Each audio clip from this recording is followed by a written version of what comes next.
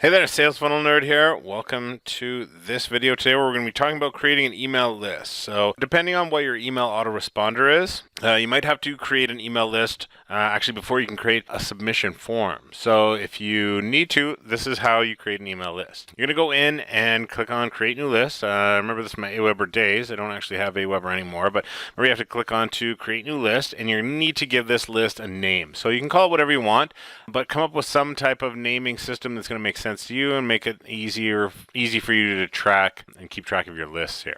Now, here's a hint, is that after you give the list a name, you have to give it some type of description. And when people unsubscribe from your list, they can see that description when they're unsubscribing. So you want to give your descriptions a name, something like valuable subscribers who have requested free information. Something like that always worked good for descriptions that I use. This way, they can see the description as far as when they're unsubscribing.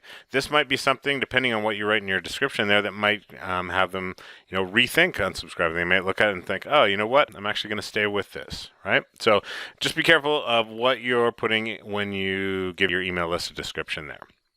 So this applies for some, but not others. In my case, for Drip, Drip just uses tags and not email lists. So essentially, it's one email list, and then it just kind of depends what tag that people have on them when they come into Drip, or what tags get applied to them while they're in Drip. So I don't have to worry about multiple email lists, because that can be kind of a pain. Sometimes people can be subscribed to 3 or 4 or 5 email lists that you have, and that counts as 3 or 4 or 5 subscribers instead of just one person. So it depends on your service and how you have it set up there. But that is how you set up and create an email list.